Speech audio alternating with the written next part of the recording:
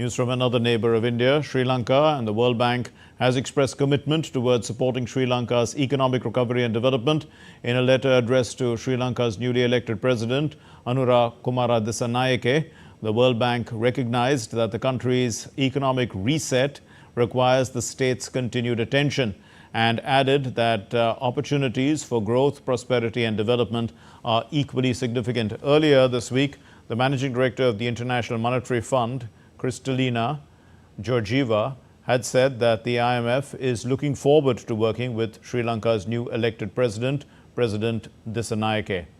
In fact, Dissanayake had said that his government will initiate discussions with the IMF immediately to take forward the ongoing program and conclude a deal with its external external creditors for debt relief. Our correspondent Dr. Ahmed Muin Farooqi joins us now from Colombo. Dr. Farooqi, tell us more about the World Bank and the IMF's commitments to help Sri Lanka and how they're going to continue. Good afternoon, Mark. Primarily speaking, yes, Sri Lanka, it witnessed an economic meltdown in 2022. Thereafter, India had come to the rescue of the island nation. And later on, in 2022, when the then President Gotabaya Rajapaksa had fled the country and resigned, thereafter, Ranil Wickremesinghe was elected by the parliament as the president for the remainder of the term. Under President Wickremesinghe, Sri Lanka had secured an IMF deal. Now, currently speaking, World Bank and IMF saying that they would work with the President Anura Kumara Dissanayake towards economic recovery of Sri Lanka. It's a positive step towards the recovery of the country, as well as if we have to look into the IMF deal itself. The deal was, the agreement was reached last year in 2023 in March. And thereafter, there have been two reviews already, two tranches of the $2.9 billion extended fund facility were already made available to Sri Lanka. Now, as the island has shifted towards a new government with President Dissanayake at the helm, there was, some amount of concern with regard to if the IMF agreement will go ahead.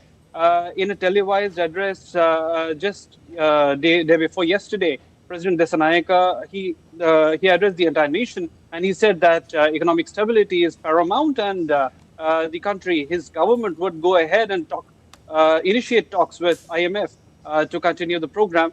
Probably there will also be certain discussions with regard to how much of austerity measures could be relaxed, but those details have not been disclosed yet. However, he has also talked about taking forward the steps towards closing the debt restructuring deal with the international sovereign bond holders. And this is in a positive direction because ultimately this will enable the country to have some debt relief going forwards, at least till 2028, till the time that is the moratorium which has been provided for by the bilateral creditors. And during this time, the new government will have sufficient time to see to it that its revenues are ramped up and it is in a better condition as compared to what it exists now. Dr. Farooqi, as a leftist leader, he's hoping to bring about pro-people policies. What are the main priorities in that respect? I mean, I can understand that, when the IMF gives a loan, there will also be austerity measures involved. Absolutely right, Mark. You see, Sri Lanka has traditionally had a free market with more so centrist to center-right kind of governments which had been in power. This is the first time a leftist government has been elected. However, yes, there are going to be certain relaxations in the austerity measures which are already in force. The IMF agreement had certain clauses with regard to increasing the income tax as well as the indirect taxes. Not just that, even bringing about cost-reflective strategies for various services that the government provides, like electricity, fuel, and thereabout. But now what the President Dissanayake had said during the time when he was campaigning for his election was that he would relax certain of these austerity measures. Probably this would also require certain talks with the IMF.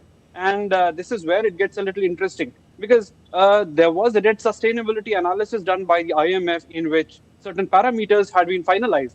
Yes. if these parameters are to be changed, then IMF will come in there and they will talk about, the going back on the deal itself. Now, this is something very, very critical, and this is where his opponents were criticizing him that no, it cannot be renegotiated, no, it cannot be relaxed in this particular manner. But now, with President Dissanayaka saying that the economic stability is the most paramount thing for Sri Lanka, he has now said that the IMF deal will continue, but we do not know how much exactly the Okay. relaxation will be there in terms of the austerity measures. Mark. We'll leave it there. Thank you very much, Dr. Ahmed Muin Farooqi from Colombo.